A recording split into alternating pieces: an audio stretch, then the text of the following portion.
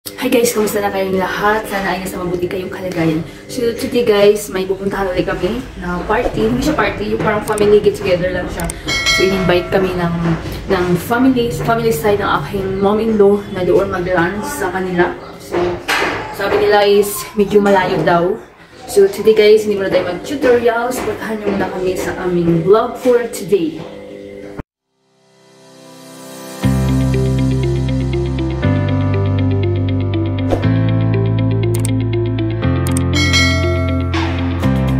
So ito guys, paalis na kami at maghihintay kami ng sakayan doon sa taas. So let's go guys!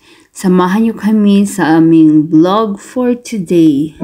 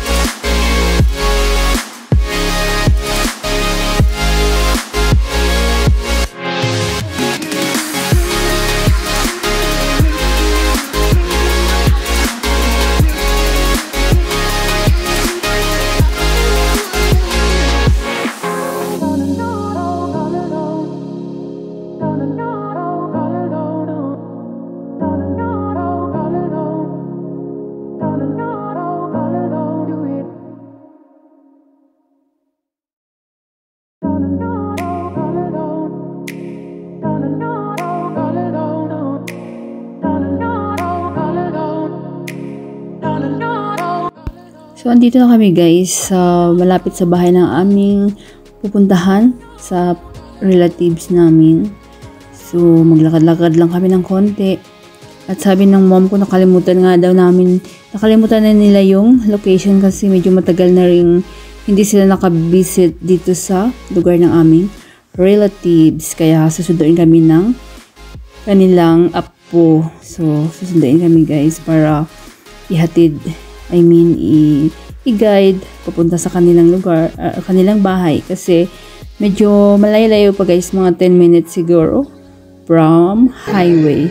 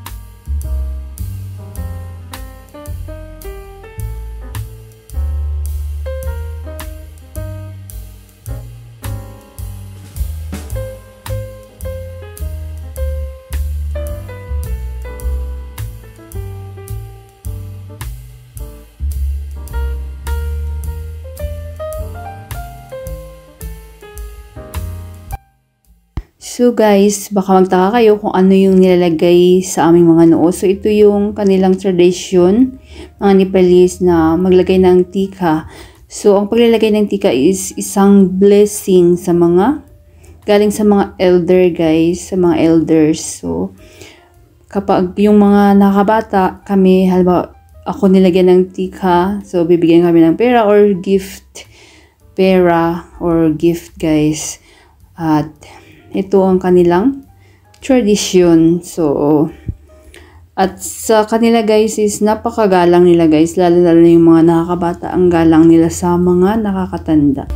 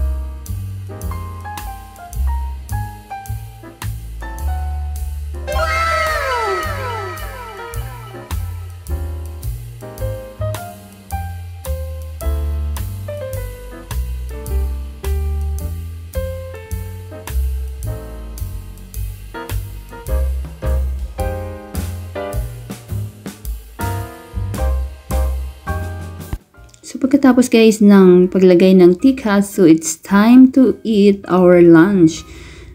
Thank you so much for the yummy and delicious food.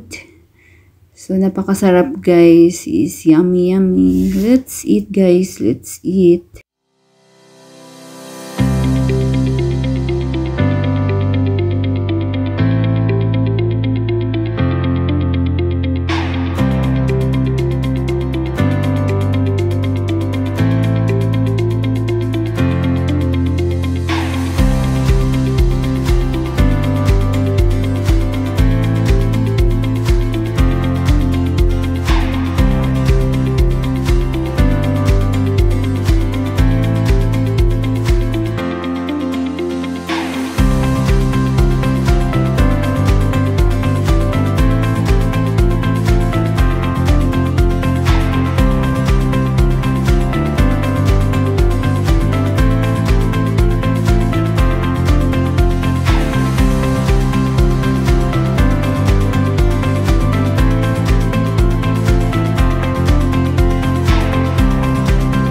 So, pagkatapos na yung mag-lunch guys, ito, nag-serve ulit sila ng tea with milk. My favorite, as always, tea with milk or tinatawag na chai or karak chai.